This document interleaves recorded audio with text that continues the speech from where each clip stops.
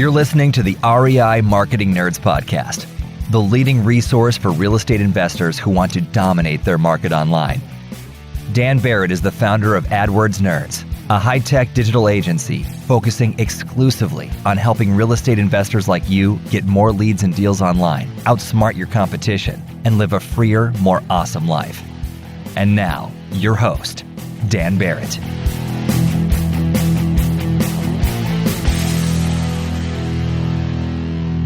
All right, hello everybody, and welcome to this episode of the REI Marketing Nerds Podcast. Super happy to have you here. It is like a mind-blowingly beautiful day here in Connecticut. I've got the sun shining in through my office window, and that's making me feel good. So I hope you are feeling good wherever you're listening to this.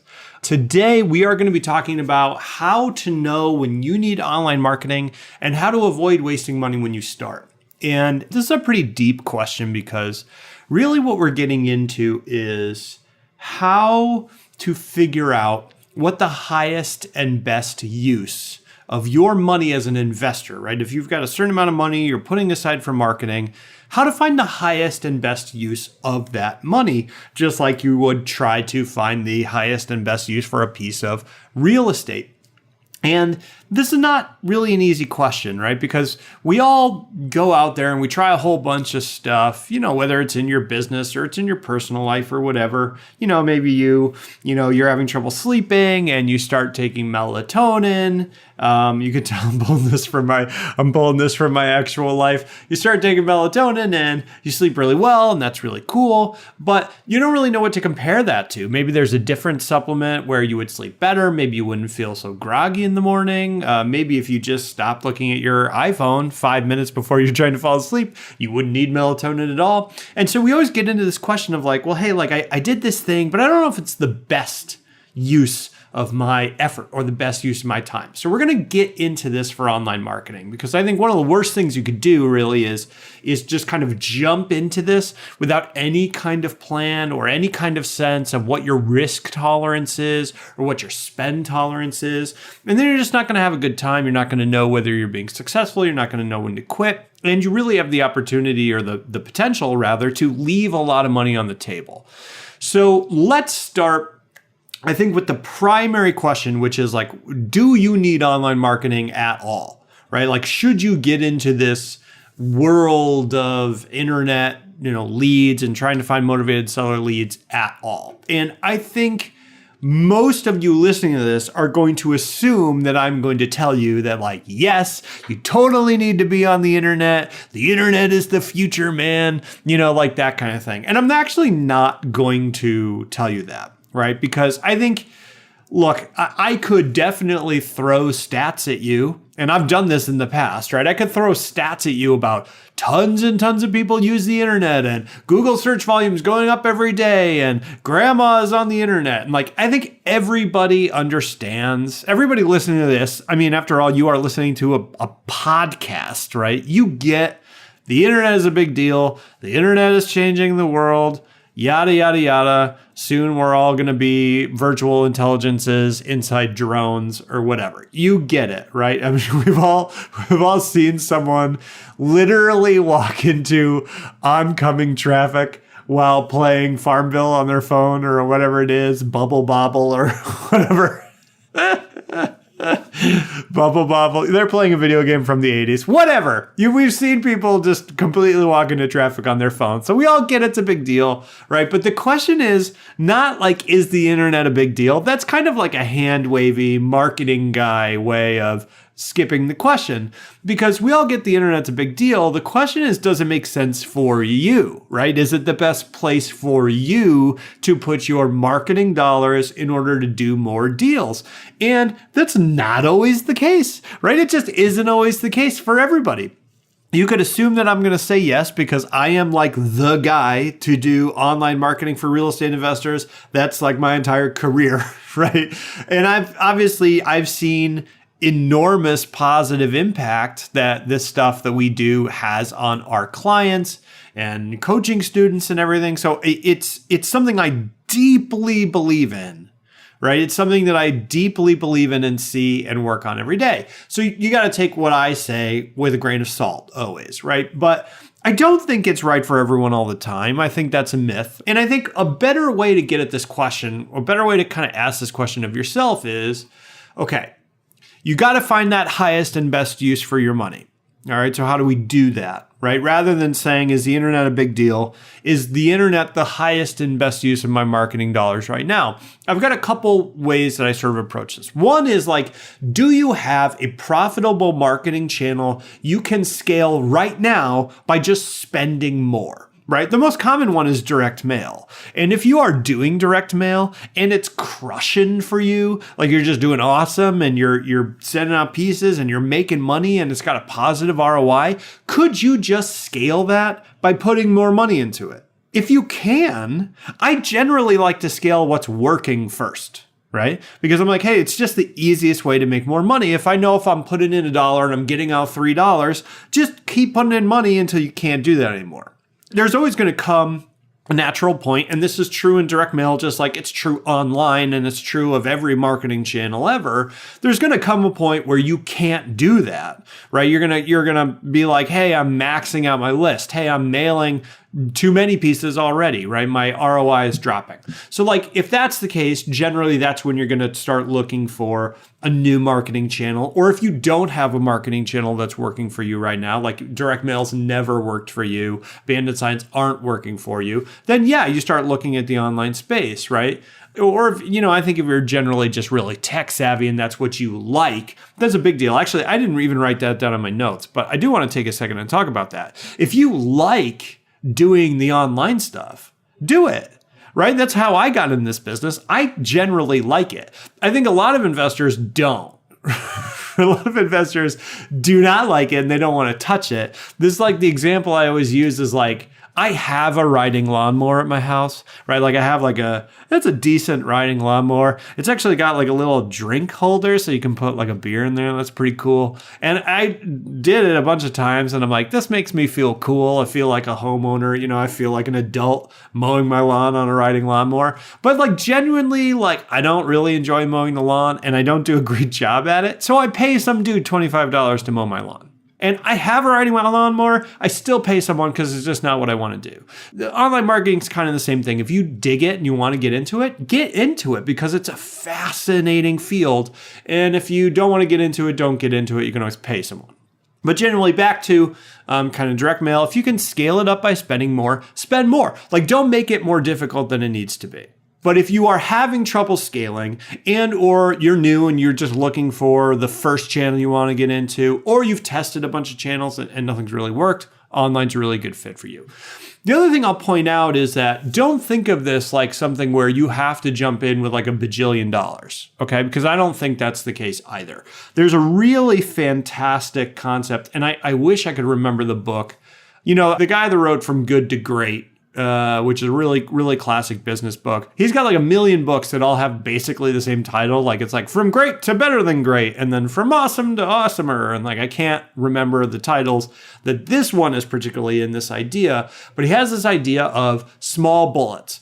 And the idea of small bullets is like at all times, you should be spending about 10 to 20% of your time, effort, resources testing something new. It could be a new marketing channel. It could be a new offer, a new way to sell, whatever it is. So you're testing things that have potentially a really big impact on your business. That's a really good kind of mental model to use for this, because that way you're not sinking a bunch of resources into something you don't know is going to perform, but at the same time, you're not just growing stagnant. You're always trying to spend some percentage of your time testing something new. I think that's also a really useful way to thinking about it. But honestly, the question of like, does online marketing make sense at all is very hard for me to answer in this kind of environment because I don't know much about you. And one of the main takeaways I want you to get from this particular episode is this question is all about you. It's not about the market. It's not about online marketing. It's not about what you need to budget. It's not about your competition. It is about you and what is right for you. So I'll just say, if you want to dig more into that specific question, you really need to talk to someone. And I would just say, talk to someone on my team. They do this literally every day. All they do is talk to investors, learn about their markets, figure out if online marketing makes sense. So if you want to do that, you can get a free strategy session with them by going to adwordsnerds.com/strategy. Right? So adwordsnerds.com/strategy if you want to just talk to someone and figure that out for yourself. But for the sake of the podcast, I think for most people, most investors have a basic idea of like whether they want to do online marketing or not. So let's assume you want to. And what we're trying to break down here and answer is like, how do you get started? Right? You know you want to do online marketing. How do you get started in the best way? How do you avoid wasting money? All right. To do that, we need to break down the two primary modes of online marketing. And this is going to be a review for some of you, but I want you to definitely listen to this, think through it, listen through what I'm going to say, because these are big strategic decisions that have a huge impact on how things go for you long term. Okay. So the two primary modes of online marketing, we divide this up into paid and organic. All right. And I'm going to break down what those mean. Paid are basically ad channels like Google AdWords, Facebook ads, Bing ads, YouTube ads, whatever. Anything that runs an ad, that's a paid traffic channel, all right? And usually this is something that's going to be charged on a cost per click basis, meaning you pay a certain amount whenever someone clicks on your ad, or a per 1,000 views basis. So you're basically paying whatever it is, $1, $3, $5, whatever, every time 1,000 people view your ad, view your video, whatever. So we've got cost per click and cost per view. That's the most, cost per 1,000 views, I should say. That's the most common pricing model, right? Now, the primary strength of paid traffic as a marketing channel is speed and focus, okay? What do we mean by that? Well, paid traffic, you can get started right away. You could start up a Google AdWords account today. You could create your stuff in less than 30 minutes. You could have it running within an hour. I mean, that's no joke, right? If you compare that to direct mail or even like bandit signs, you got to make the postcard, you got to mail them out, you got to get the sign, you got to drive to the thing, you got to climb the telephone pole. Like, I don't know. I don't actually know how people do it. I picture investors climbing telephone poles. I'm absolutely sure I'm going to get emails telling me that that's not how it's done. You don't have to send me that email. That's just what I like to picture. Okay. So it's very, very fast. You can get started right away, get started generating traffic right away, leads right away. It's fast, right? And the focus is no joke either, because you can get very, very focused on very tiny audiences, whether that's a very small list of keywords, whether that's a certain kind of interest, a certain demographic in a certain zip code, whether that's a mailing list that you have, right? These are very focused audiences. And so that can give you a really good performance rating. Like, so whether that's, how often they convert on your website, how often they click, that kind of thing. They tend to be well motivated, right? It's relatively low labor.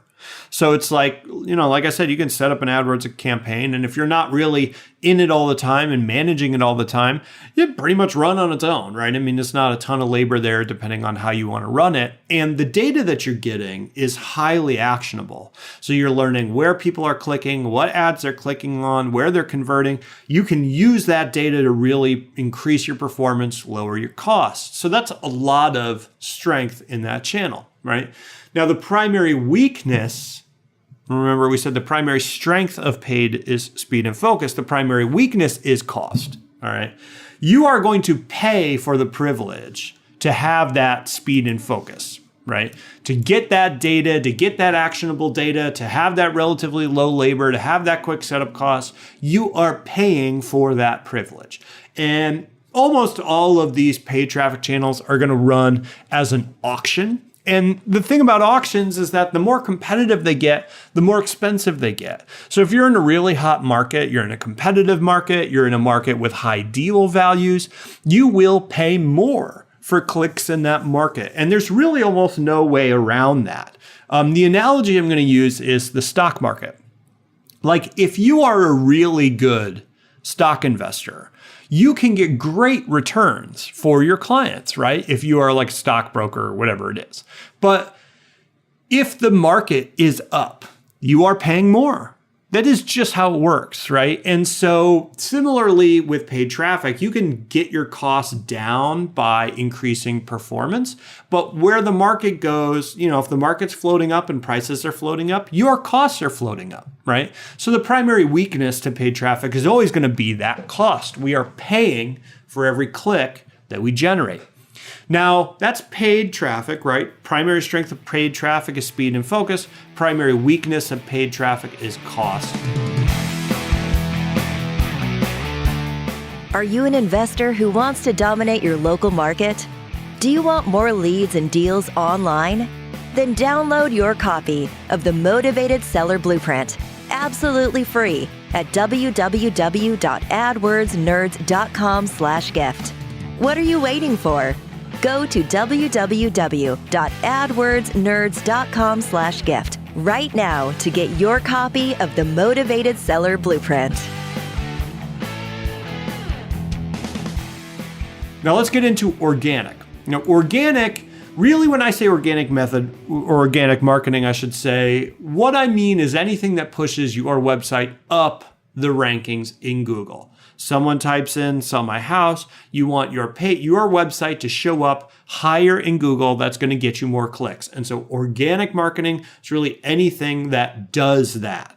Now, if you want to get pedantic about it, usually organic marketing is going to include just posting on Facebook, not doing paid traffic, just posting on Facebook. I'm not even going to talk about that. It's just not a huge deal for investors. I don't think of it as a primary or even a secondary channel for motivated seller leads at all. Not to say you can't do it.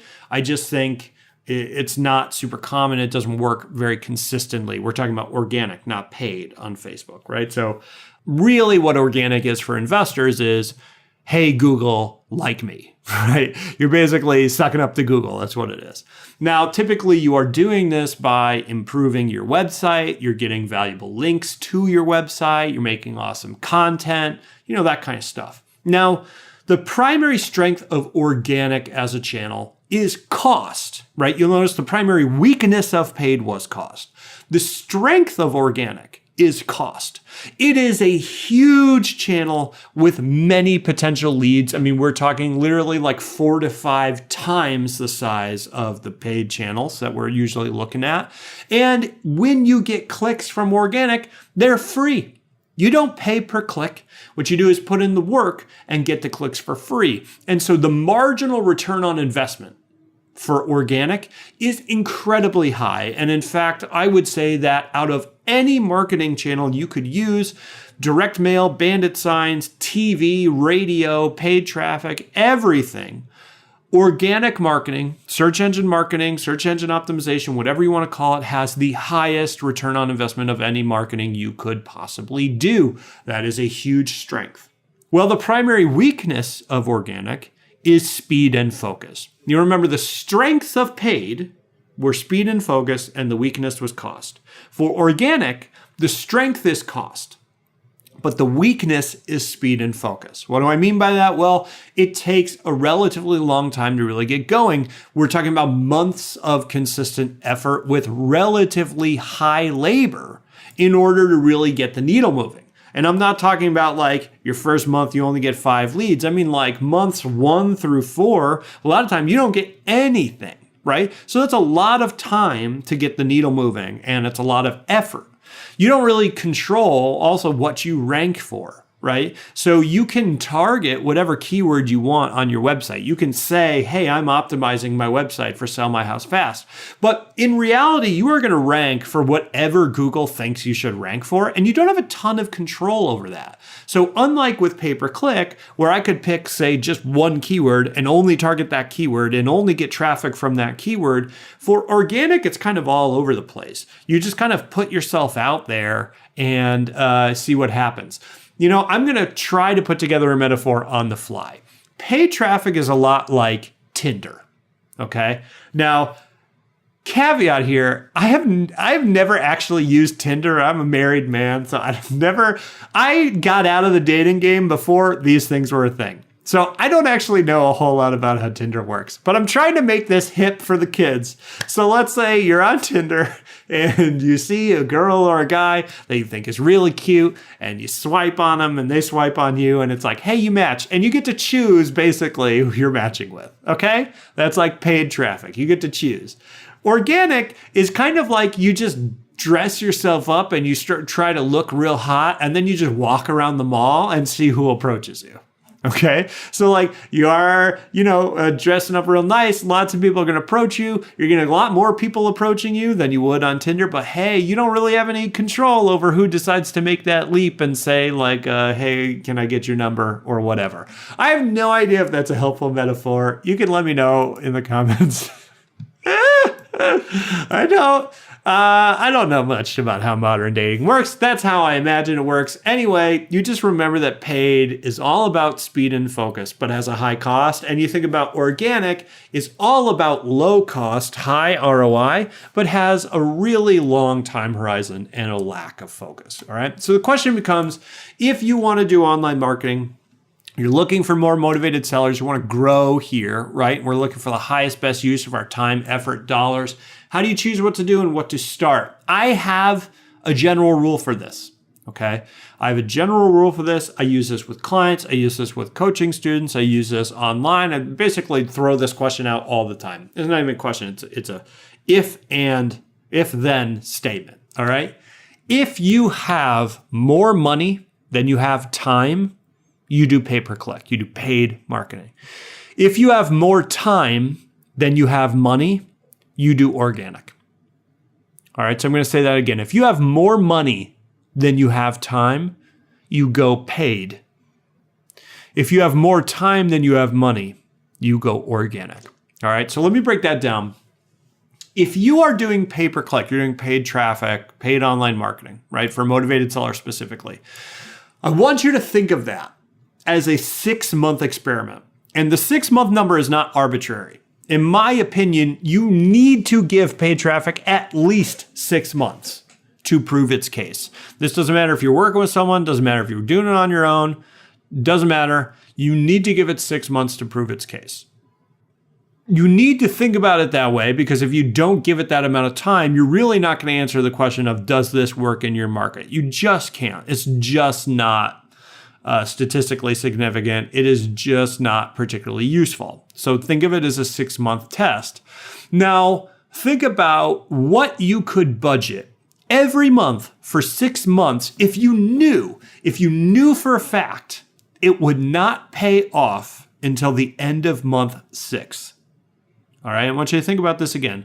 What could you budget every month for paid traffic for 6 months if you knew for a fact it wouldn't pay off until the end of month 6? Now, if your answer to that question is over $1,000 a month, I say get into pay-per-click. I put it this way because when I talk about budgets, everyone wants to talk about budgets. What do I need to budget for pay-per-click in my market? And I come back with kind of like a vague answer. It's like, well, what can you afford? And investors will pretty much always say the exact same thing. Investors will always say, well, look, if I know it's paying off, I can put way more money into it, right? If I know I'm making money, if I know I'm doing deals, I can definitely spend more. And that is the point, okay? You don't know it's going to pay off. You do not know that. There is no way you can know that. If you're in the end of month 1 and you haven't done a deal, doesn't mean it's not positive ROI. Could be your best marketing channel. You just don't know. You don't know if it's going to pay off. Of course, you are going to put more money into something that is an infinite money machine. If I give you a machine and I say, if you put $1 in, you get $10 out, of course, you are going to put a bunch of money into the machine. The question is, how much money are you putting into the machine if you don't know what it's going to pay out? Right? So the question here is not, would you put money into something you know is working? The question is, do you have the cash flow to float when it's not working? Do you have the cash flow to be consistent when the market is quiet, when you're not getting any leads, when you haven't done a deal in 6 weeks? When you are doing the work to make it work, when you are tweaking and you improving and analyzing and optimizing, which by the way is what you need to do you have the money, the risk tolerance, the cash flow to do that? Because sometimes paid traffic hits right away and it's awesome. We've literally had clients do deals in their first week, and that's awesome. And like, we all celebrate, but that's not normal. Sometimes it doesn't hit, right? Sometimes in the markets with the biggest, actually, I would say this is the most common situation. The markets with the biggest potential payoff, competition is the toughest and it takes the longest to work. All right. Think about that. The markets with the biggest potential payoff, the highest potential ROI, competition is usually the toughest and it takes the longest to make it work. And that makes sense, right? You expect something with incredible ROI and a high payoff potential to be competitive, to be difficult. If it was easy, everyone would do it, right? So the question is the payoff worth the investment to you? Can you even handle the investment? That's what you need to know. So again, think about this rule. Think about it like a 6-month experiment. This is for paid traffic. Think about it like a 6-month experiment. What can you budget every month for 6 months if you knew for a fact it wouldn't pay off until the end of month 6? If you're over $1,000 for that, I say get into pay-per-click. Obviously, everyone's going to be a little different. And I'm not saying you need to spend $1,000 to do well on PPC or paid traffic. I don't think that. But I think that's an incredibly useful rule of thumb for answering this question for yourself. Now, let's get into organic. Organic is highly labor intensive. It takes a long time. But it takes no upfront investment if you're doing it yourself, or if you hire someone to do it, it takes significantly less investment than paid because you don't have to pay for ads. So SEO is both less of a financial investment if you want to go that route, but it's labor intensive if you go the do-it-yourself route. So organic can really build a foundation for you. It can build a lot of cash flow. It can build a lot of deal flow. It can really be the bedrock on which you build your other marketing channels, but it's going to take time. And you need to have that patience. This is like if you plant a garden and you put your seeds in the ground and you water them and you fertilize them, and then a week in, you don't have tomatoes, so you just dig up your garden, right? It doesn't work that way. You need to have that patience. You need to have the mindset and the sort of frame of mind where you're putting in the work and you know you're not going to see the results until a ways down the line. So are you patient enough? Do you have the time horizon to handle that, right? Some people need to do deals right now. They need to do deals right away. And waiting 6 months to get their first lead is not good for them, right? That's too much pressure. It's too much work. It doesn't fit in, right? So the return on investment for both of these channels is absolutely massive. We've seen that time and again. It's just something that, so many people have done at this point. I don't think that is really up for debate except for specific situations, right? But both of these channels require effort. Of course they do, right? Of course it's competitive. If I was giving away deals, you'd have to fight to get to my front door, right? And so similarly, if Google and Facebook and these channels are giving away deals, then you're going to have to fight to get to their front door. It's not like other investors aren't hearing this podcast, right? It's not like no other investors know about Facebook ads. People know about this stuff now. It's competitive. So you expect that competition going into it, and you increase your chances of success by picking the marketing method that aligns best with your needs, your personality, right? This is what I meant when I said in the beginning that this is really about you. Whether you are ready for the investment, whether it's of time or effort or money is worth it to you. Remember, like I said in the beginning, hey man, if I've got an easy marketing channel to scale up, that's going to be a lot easier than starting a whole new thing, right? So all the metrics and the numbers and the stats and the fancy stuff I can throw out, they don't make sense, and they're not going to make this make sense if it doesn't make sense for you as an individual, as a unique investor with your own set of strengths and likes and dislikes. So I can't stress this enough. picking the thing that makes sense, that you know you can work with, that you have the right expectations for, that's what maximizes your chances of success.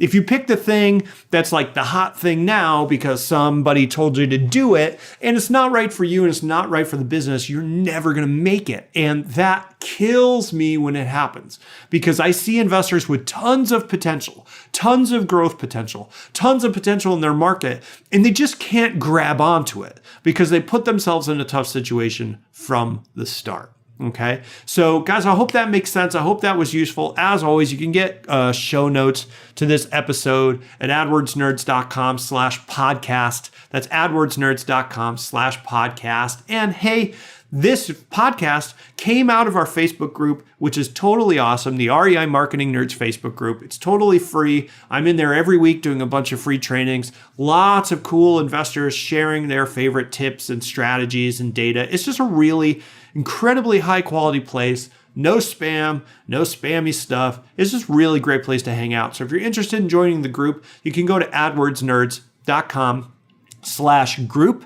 and it'll forward you to the Facebook group, or just search on Facebook for REI Marketing Nerds. So once again, adwordsnerds.com/group to find the group, and adwordsnerds.com/podcast to get all the show notes from this podcast and listen to all our other episodes. I would really appreciate that. Thanks, guys. Hope you're having an awesome day. I'm going to go outside and enjoy some sunshine, and I'll talk to you soon. Bye-bye.